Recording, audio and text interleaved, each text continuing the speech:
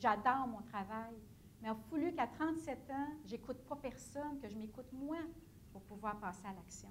Arrêtez vraiment de vous dire que vous n'êtes pas capable, que vous n'êtes pas assez compétente, que vous n'êtes pas assez bonne, que vous n'êtes pas assez, ou trop, ou vous êtes trop perfectionniste, ou vous êtes trop, pas avant notre zone de confort aujourd'hui. Ici qui était présente. Là, vous êtes encore là, donc je suis encore plus contente parce que je me dis, OK, les filles ont passé une belle journée parce qu'on apprend à faire un plan d'affaires, mais on ne sait pas toujours comment prendre soin de soi. Puis pourtant, on est l'outil le plus important de notre coffre à outils. Toujours en train de répondre aux besoins, peu importe ce qu'on fait. Peu importe, qu'on fasse de la comptabilité, qu'on soit avocate, qu'on soit du domaine. Comment voir, est-ce que ces dimensions-là sont dans ma vie présente? C'est même pas de la fiction. J'ai des clientes là, que quand je leur fais faire le tableau, ça ressemble à ça. On pense qu'on a toujours à être sur le 911 pour répondre à nos clients tout le temps. Non. Non, c'est nous qui... On crée ça, en quelque part. On crée cette urgence-là. Si on arrive parce qu'on a peur de perdre des clients, parce qu'on a peur de perdre notre réputation, parce qu'on a peur de... Malgré qu'il y en a qui aiment ça, mais c'est vraiment plus...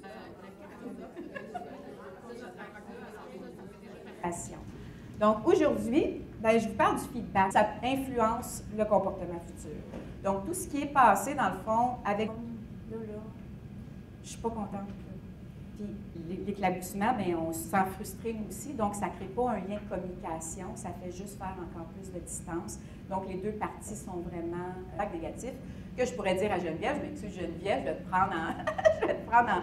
Bien, il n'y a rien de... C'est vraiment une simulation. Mais je pourrais dire à Geneviève, ils ne se connaissent pas, puis ils ont l'impression qu'ils ne sont pas capables non plus de vendre leur plein potentiel aux autres parce que les autres ne les reconnaissent pas non plus. Donc, clair, dans le temps, ça peut être du passé, mais pour améliorer le présent. Mais c'est juste vraiment d'une façon rapide pour dire, bien là, moi, je suis pressée, j'ai 5 minutes, il faut absolument que je... Ou la quantité de courriels qui sont distribués, puis souvent en CC avec plusieurs personnes, ça crée des dommages incroyables. Donc, on peut trouver des solutions ensemble. Donc, ça, c'est constructif. Et ici, collaborer avec toi. Ça, on est dans le renforcement. Back à quelqu'un devant d'autres. Ça, c'est vraiment... Ça, c'est pour provoquer. Puis souvent, ce que ça crée de la fermeture complète. Ça détruit complètement l'estime de soi. Et par exemple, quand je vous disais, je travaille en entreprise, je le vois ça. Il y a une réunion d'équipe, il y a quelqu'un qui va vraiment lancer une flèche à un autre. Quand tu fais toujours ça, mais c'est quand même, c'est comme ça qu'on peut avancer. LinkedIn, on ne l'utilise pas assez. Je pense que je n'avais partagé, c'est que j'ai communiqué, moi, avec des personnes qui m'inspirent beaucoup, qui sont dans mon profil LinkedIn, mais que je ne connaissais pas vraiment. Je leur ai donné, j'ai pris 25 personnes. J'ai communiqué avec eux, je leur ai envoyé un coucou, j'ai dit « Tu m'inspires, j'aimerais ça, savoir s'il y a une possibilité qu'on puisse se rencontrer pour sortir du virtuel. » Tout le monde m'a dit oui. Ils m'ont tous dit oui. Donc, c'est vraiment fait. Donc là, vous avez ici un réseau, mais on a des réseaux à l'extérieur. Mais oui, on l'a créé, ce réseau-là. C'est important au niveau des communications. Mais qu'est-ce qu'on fait après ça avec ce réseau-là? Kim nous disait, on ramène le monde à la maison. La maison, ça peut être le blog, mais ça peut être nous aussi. Donc, qu'est-ce qu'on peut faire avec ça?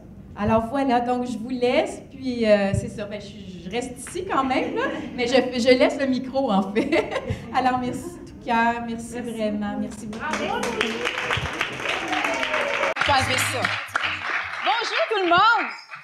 Hey, moi, là, je suis tellement fébrile là, d'être ici, là, ça n'a comme pas de bon sens. Puis parce que c'est valorisant, bien moi, j'ai envie de valoriser encore plus cette passion-là. Parce qu'elle me promet peut-être d'avoir plus de reconnaissance des autres. Ça peut être une reconnaissance financière aussi. Ça peut être une reconnaissance humaine. Ça peut être d'accéder à un poste supérieur parce que je peux aider une personne, je peux aider une équipe. Je peux aider plein de personnes. Donc, parce que je valorise ma passion, parce que ma passion me valorise, parce que mes partenaires me valorisent, moi, je valorise moins mon partenaire. C'est pas conscient. C'est vraiment très, très subtil, tout ça.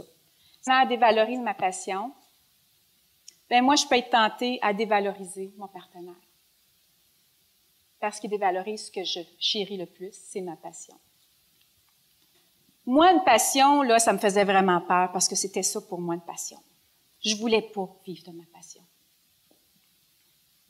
clientèle, c'est qu'il y a des gens ce qu'ils vont faire, c'est qu'ils vont vraiment se mettre à dévaloriser leur partenaire, tout abandonner, ils sont pas plus heureux, ça les fragilise au niveau psychologique. Puis, il y a aussi l'autre volet, qu'il y a des gens qui valorisent encore plus leur passion parce qu'ils n'ont pas le goût d'être à la maison. Puis, finalement, c'est une roue sans fin. Puis, ce qu'ils font, finalement, ça devient plus une passion, ça devient un échappatoire, plus riche de sens. Merci beaucoup. Moi, je monte le corps, je le ça m'énerve. Hey.